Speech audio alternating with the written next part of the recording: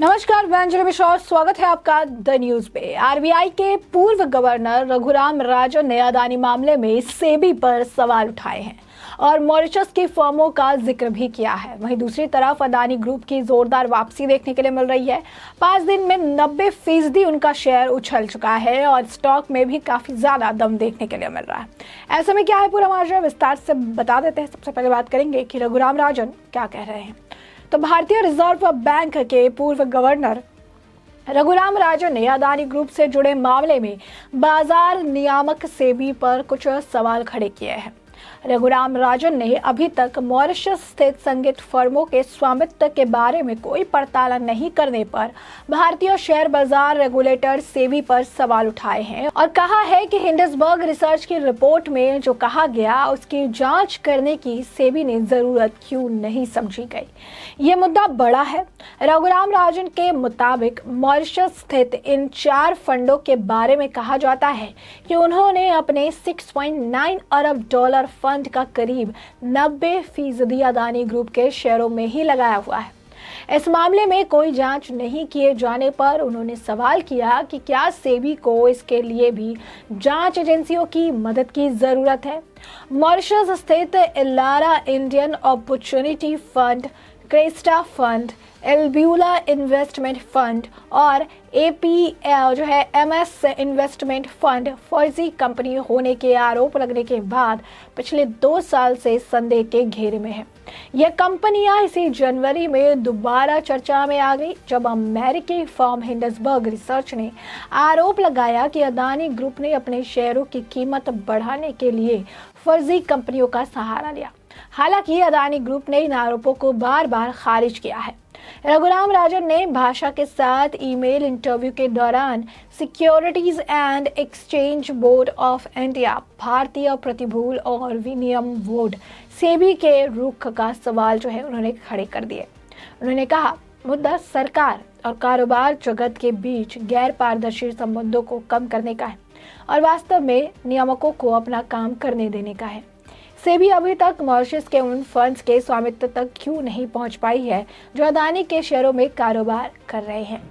क्या उसे इसके लिए जांच एजेंसियों की मदद की जरूरत इन इन्वेस्टमेंट फंड के मॉरिशस के रजिस्टर्ड होने की उनकी स्वामित्व संरचना पारदर्शी नहीं है। मॉरिशस उन देशों में शामिल है जहां पर कॉर्पोरेट टैक्स नहीं लगता। हिंडसबर्ग की रिपोर्ट आने के बाद अदानी ग्रुप के शेयरों में भारी गिरावट आई थी।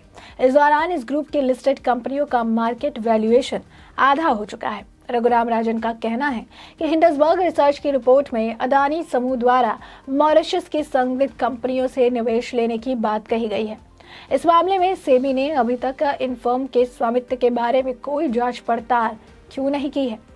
रघुराम राजन का कहना है कि मॉरिशस स्थित इन 4 फंड्स के बारे में जानकारी है कि उन्होंने अपने 6.9 अरब डॉलर के फंड का करीब 90% अदानी समूह की कंपनियों के शेयर्स में निवेश किया है। इस मामले में सेबी के जांच नहीं करने को लेकर उन्होंने चुटकी ली और पूछा, क्या सेबी को इसके लिए भी जांच एजेंसियों की मदद की जरूरत है। रघुराम राजन ने एक इंटरव्यू में कहा कि मुद्दा सरकार और कारोबार जगत के बीच गैर पारदर्शी संबंधों को कम करने का है और वास्तव में रेगुलेटर्स को उनका काम करने की आजादी देने का है। सेबी अभी तक मॉरिशस के उन फंड्स के स्वामित्व तक क्यों नहीं पहुंच पाए जो अदानी के शेयर्स को कारोबार कर रहे हैं। क्या उसे इसके लिए जांच एजेंसियों की मदद की जरूरत है। वहीं दूसरी तरफ आपको बता दें, अदानी ग्रुप की लिस्टेड कंपनियों के शेयरों में अच्छी तेजी दिखाई गई है। कुछ दिनों में कंपनी के शेयर्स के निवेशकों को खूब रिटर्न दिया गया है। सोमवार को मार्केट ओपन होते ही अदानी ग्रुप के 4 स्टॉक ने 5% की ऊपर सर्किट लगाए, जबकि अदानी एंटरप्राइजेस 13% तक चढ़ गया। पिछले 5 दिनों की बात करें तो अदानी ग्रुप के एंटरप्राइजेस कंपनी शेयर्स ने 90.12% का रिटर्न दिया है। कंपनी के ये स्टॉक 2114.50 रुपए प्रति शेयर पर पहुंच चुका है। अदानी की कंपनियों के स्टॉक में यह तेजी यूएस बेस्ड GQJ पार्टनर्स को 15,446 करोड़ रुपए के हिस्सेदारी बेचने के बाद देखी जा रही है। अदानी इंटरप्राइजेस के साथ कंपनी के 4 stock Adani power, Adani grid, Adani transmission और अदानी टोटल गैस में सभी ने 5% की अपर सर्किट लगाई है वही Adani ports and special economic zone limited के शेयर्स ने 4% की उछाल दर्ज की है। इसके अलावा अंबुजा सीमेंट और एसीसी सीमेंट और शेयर करीब 2% चढ़कर कारोबार कर रहे थे।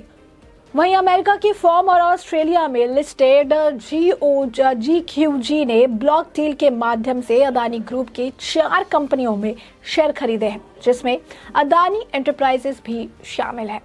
मिंट की एक रिपोर्ट के अनुसार इस डील के बाद GQG के अध्यक्ष और मुख्य निवेश अधिकारी राजीव जैन ने कहा कि हमारा मानना है कि इन कंपनियों के लिए लंबी अवधि की विकास संभावनाएं हैं। बता दें, 24 जनवरी को अदानी ग्रुप पर हिंडसबर्ग रिसर्च ने एक रिपोर्ट पेश की थी, जिसमें अदानी समूह पर कई आरोप लगाए गए थे। हालांकि अदानी ग्रुप ने इस आरोप को झूठा बताया था। रिपोर्ट आने के बाद फर्म के शेयरों में बड़ी गिरावट देखने को मिली थी। शुरुआती कारोबार के दौरान सेंसेक्स 500 अंक चढ़कर 60,000 के पार था। वहीं निफ्टी 17,750 के करीब कारोबार कर रहे थे। अब ऐसे में हिंडसबर्ग रिपोर्ट को लेकर शेयर्स में गिरावट थी, लेकिन काफी रिकवरी हुई है। यही नहीं, 31 अरब की अगर आप देखेंगे तो नुकसान हुआ था, जिसमें से 11 अरब ये लोग ऑलरेडी कवर अप कर चुके हैं, जिसमें से एक दिन में जो है 5.06 अरब डॉलर जो है इन्होंने रिटर्न कर लिया है, यानी उन्होंने वापसी इसकी कर ली है। तो साफ तौर पर एक बार फिर मार्केट में अदानी की वापसी हो रही है, वो भी बहुत ही धमाकेदार तरीके से। 30वें नंबर से आउट हो चुके थे, लेकिन आज के वक्त में अदानी एक बार फिर अगर आप कहेंगे मल्टी मिलियनरी के लिस्ट में 24वें नंबर पर पहुंच चुके हैं। हालांकि इससे पहले यानी हिंडसबर्ग की रिपोर्ट से पहले वो दूसरे नंबर के सबसे अमीर व्यक्ति थे, लेकिन इसके बाद गिरावट हुई और तीसरे नंबर की लिस्ट से भी आउट हो गए। लेकिन एक बार फिर से अगर आप देखेंगे तो वापसी बहुत जोरदार कर की है उन्होंने, 24वें नंबर के स्थान पर अब आ चुके हैं।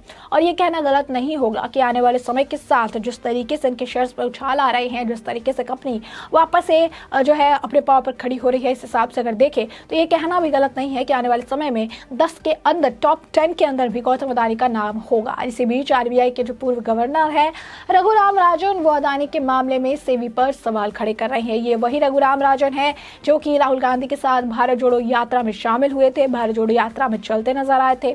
साथ ही साथ उन्होंने राहुल गांधी को इंटेलिजेंट इंसान भी बताया था और ये कहा था कि राहुल गांधी पप्पू नहीं है। तो साफ तौर पर आप समझिए कि रघुराम राजन किस तरीके से कांग्रेस जो है, भले ये खुलकर ना कहे कि कांग्रेस के साथ है या समर्थन करते हैं, लेकिन स्पष्ट तौर पर कांग्रेस का साथ, उनका एजेंडा प्रोपेगेंडा चलाने में भी काफी ज्यादा देर तक योगदान करते भी नजर आते हैं। अब अदानी के मुद्दे को ही देख लीजिए। अचानक से इन्हें याद आया कि सेबी पर भी सवाल खड़े करने चाहिए, क्योंकि अदानी के मामले में हिंडसबर्ग की रिपोर्ट को लेकर क्यों इन्होंने कुछ किया नहीं। इन्हें कुछ करना चाहिए, क्योंकि ताकि जो है एजेंडा प्रोपेगेंडा हो वो पूरा हो सके, कुछ और मामले मिले, कुछ और तथ्य सामने आए, जिसके बाद सरकार को घेरा जा सके। ऐसे में हमने आपको ये पूरा मामला बड़े विस्तार से बताया है कि पूरा मामला क्या है, किस तरीके से आरबीआई के पूर्व गवर्नर रघुराम राजन ने अदानी मामले में सेबी पर सवाल उठाया है। तो वही दूसरी तरफ अदानी ग्रुप जोरदार वापसी कर रहा है और 5 दिनों में 90% इनके वो जो शेयर्स है उसमें उछाल देखने के लिए मिला है और स्टॉक में भी काफी ज्यादा दम देखने के लिए मिल रहा है। ऐसे में हमने आपको ये पूरा मामला बड़े विस्तार से बताया है कि पूरा मामला क्या था। और अब इस पूरे मामले पर आपकी भी जो राय हो, हमें कॉमेंट सेक्शन में कमेंट करके जरूर साझा करें। धन्यवाद।